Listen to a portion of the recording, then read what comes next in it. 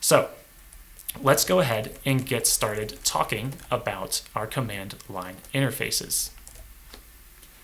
Now, you can see here, even just showing the output of our command line interface in this fashion actually involves a fair bit of code. And so I want to break down what this program is doing here. The first thing that we need to be aware of, is we're using argparse, and I'm simply adding 2 positional arguments, meaning I would invoke this from the command line by calling, if this was a Python command, I would say something like this. Python and then script.py, and then I would pass some text that represents my title. In this case, maybe it's command line interfaces. And then some other text that represents my message here. Let's get started. And so this is what the call would look like from the command line. I can actually have Python not reach up and grab inputs off of argv, but I can simply supply inputs onto myself or on my own. And so you can actually see the nice lineup or correspondence here between the title and the message in this case. And Python for command line interface applications or CLIs, or really any call to the command line, you can think subprocess. We put our arguments in a list because it represents the appropriate quoting for our separate inputs. So the list tells us that we have 2 inputs here, whereas from the command line, we need to use quoting to be careful that we are actually specifying 2 inputs here.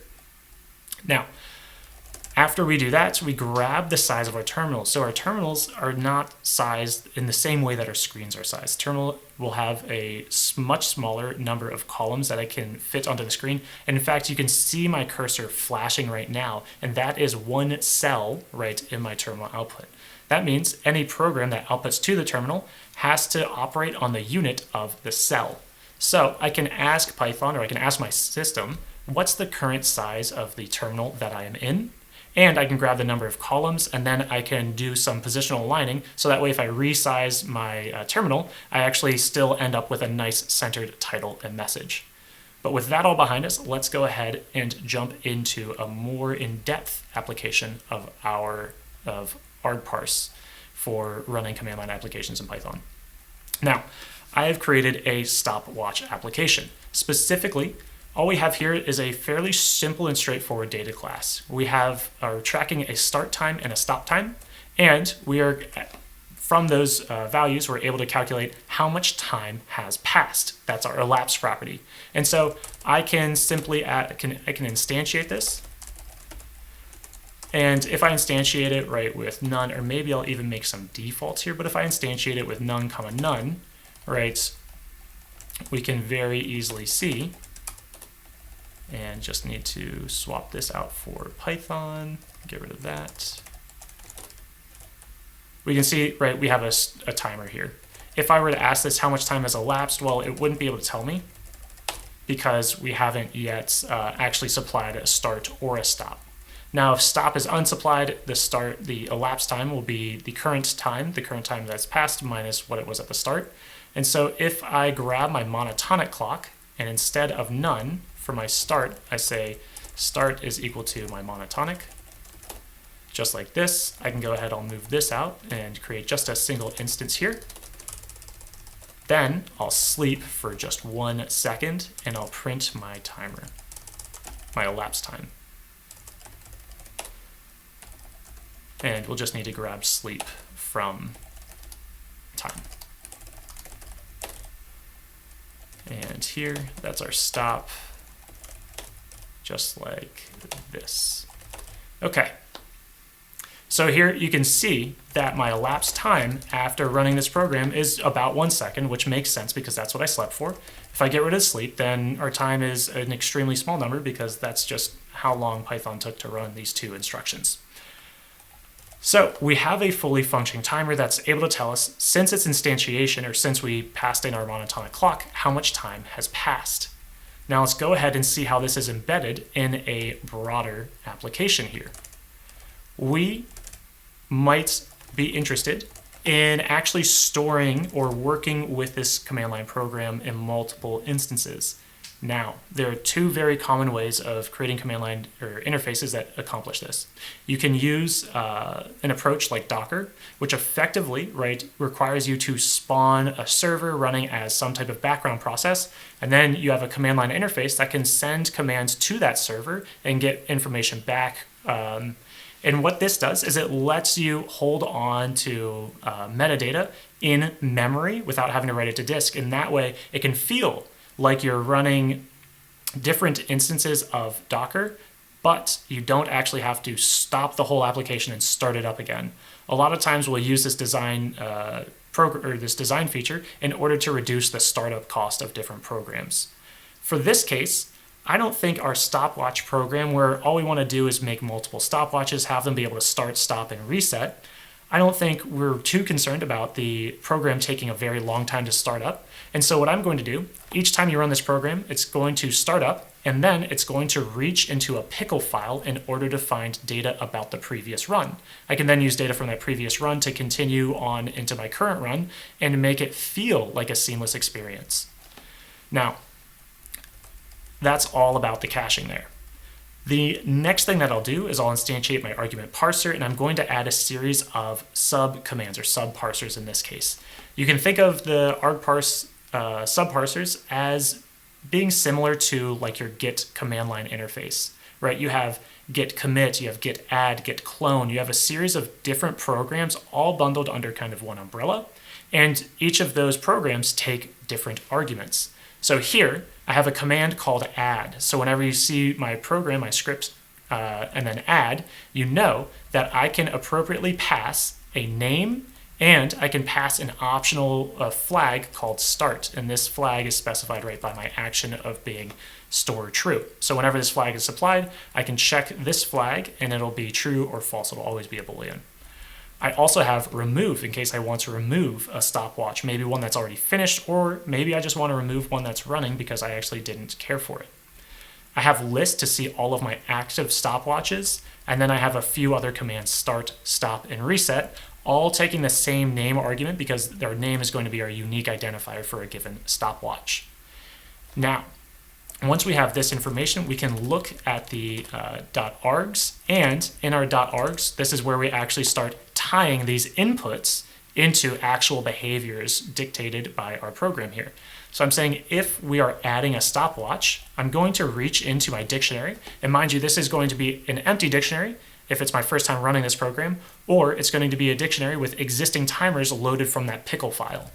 I'm going to set that equal to a brand new unstarted stopwatch, and if the user supplied the start flag, I'm going to actually start that timer. Now we have a series of other commands, remove, which I'm just deleting something from a dictionary. We have reset, which just moves the start point back to its current state. Stop point captures the current stop time of the timer, and probably our most useful one, our list.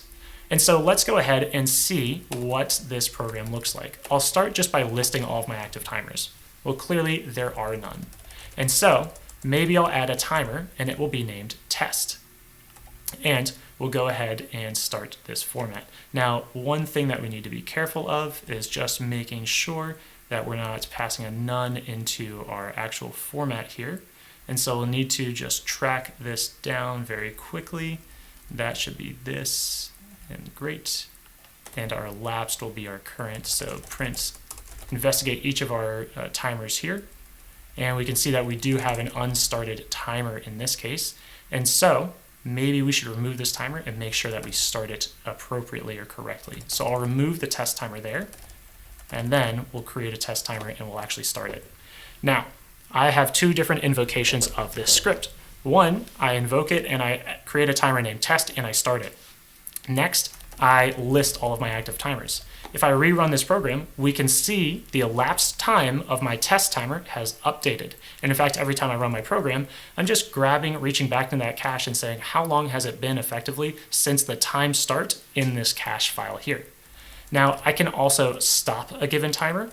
And so now whenever I list it, I will always see the same output. And finally, I can remove that timer if I desired. And so we can actually create some fairly complex interfaces using just Python and using just our keyboard. Now, the very neat thing that I like about this program here is, right, it maintains its statefulness across different runs. And I can do that because, right, loading a pickle file is not too intensive in terms of time or in terms of resources or effort. And so if you are making an application that you want your end users to interact with, to be able to provide different inputs to and work with their outputs, I would always reach for a command line interface unless your target audience does not have the familiarity of using the keyboard to issue commands to their computers. In that case, a command line interface is going to be absolutely useless. But what I will say is that for those of us who are used to working in a shell or an environment like this, is command line programs are absolutely amazing when working with remote machines that may or may not have actual graphical displays. You can, of course, start things like an XVFB session, but that in itself, in my opinion, is a fairly large hurdle to ask of a broad audience. And so what we can do is any remote machine or any machine that's running Python will be able to use this application that I've created here. And so a lot of times when we're using or creating command line interfaces, we are creating them because that is the environment in which we accomplish our work. And so we also want to be considerate of this. If I want to digest more input from standard in, I would need to set that up.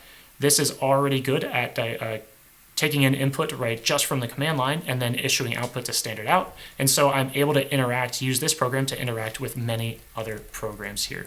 And just for one last thing, let's start just a number of tests here. So this will be test 1, 2, and 3. And we'll see, we'll list them all out to see. And so this is effectively how I create a stopwatch program from just the command line. I would have something stateful, and I would keep repinging it to ask it when things have changed. Now, let's transition into native graphical user interfaces. Let's get started. There is one huge concern that we have when building graphical user interfaces as compared to command line interfaces, and that is, where do I put things? Should I put this text in the top left? Should I put it in the top right? When you're just issuing output just echoing output or printing output to your terminal, you're not obsessing over how many pixels or cells in that case should I be to center something. You're usually not too worried about that because you want the output of that program to be machine digestible by another program so that you can continue working with output. When we're thinking in terms of graphical user interfaces, we want to lay things out, not so that they make sense to a machine, but that they make sense to a person. And this is why we transition away from the use of keyboard as an environment to using our mouse, which has a very simple and intuitive kind of point and click. And so when we're thinking about laying things out, we have a number of different approaches that we can take in tkinter, and we see actually a lot of these approaches used in other graphical interface software. The first thing that I'll show you is that I can create a tkinter application. You just spawn it using tk, and then you can add widgets or frames to that application. Now I have more complex examples coming in later using frames, but this is just going to be a simple example. I'm taking a button, I'm adding it to my root window, and I'm giving that button some text and supplying some font and some background. Then we have to tell tkinter, where is this button going to fall into my graphical user interface? In this case, by specifying .pack, I'm using the packing layout, which is going to be separate from the grid layout, but I'm saying put this button on the left-hand side of this window. And as we iterate and add more buttons, I'm going to keep putting buttons on that left-hand side. They're going to stack against each other in this fashion. So here you can see button 0 is all the way on the left-hand side, then button 1, button 2, 3, and 4. And if I were to keep adding buttons, say 8 buttons instead of just 5, you can see I just keep padding them along horizontally because I'm keep packing them onto the left-hand side. Now, we can also pack things to the top if I want things to be laid out in a vertical fashion, and you can almost see some of the abstractions that other tools have built in here. This is very similar to what you would consider, right, a row and a column.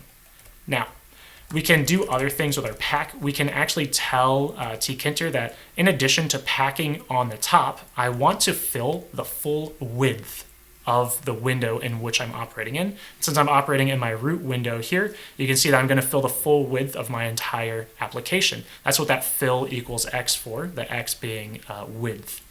And so we have a variety of different ways of not just placing things into a specific spot, but also sizing those things and having them be reactively or responsively sized.